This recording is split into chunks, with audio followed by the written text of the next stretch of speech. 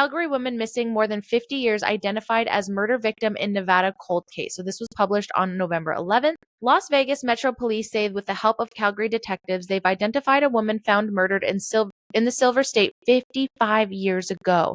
Human remains found on June 7, 1970 are those of Anna Sylvia Just. The Calgary woman was reported missing from Calgary in 1966 and later reported missing from Nevada in 1968. Las Vegas police said during the investigation, several reports suggested Just was an acquaintance of Thomas Hanley, a well-known union mob boss, and that she had gone to him for some money.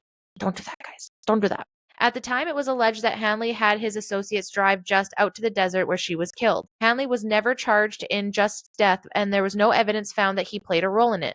He died in 1979 while in federal custody. Just's body was discovered by kids playing in the desert where she had been buried in a shallow grave. The remains were unidentifiable, Las Vegas police had said. With the help of the Clark County Coroner's Office, the cause of death was ruled a homicide due to depressed fracture to the skull. It was 1968 that investigators found Just's belongings in the desert near Henderson, Nevada, including her suitcase and her purse. Her passport, a plane ticket, and human hair were found inside the purse. An extensive search of the area where her belongings were found was conducted, but Anna was never located, the Las Vegas police had said. In previous reporting, Just's body was found about a mile away. Calgary police investigators reached out to their counterparts in Nevada in October 2024. That's so crazy, that long ago. Las Vegas investigators provided Calgary authorities with the name of a relative who had collected Just's belongings from Nevada and linked them to another family member, Just's biological sister. Calgary police found her and collected a DNA sample from her. Initially, Just's family had reported her missing on August 17, 1966 from her Calgary home.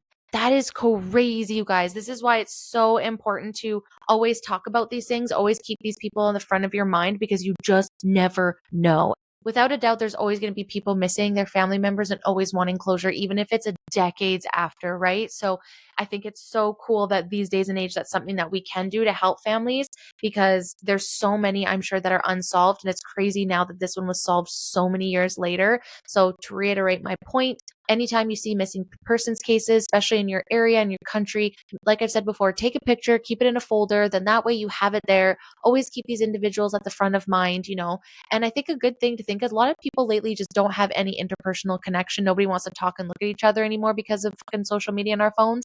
So I think it's a really good practice to literally look around and just be observant. If more people were observant around them versus just lost in their phones, I honestly wonder what the world would be like. Would it be a little bit better?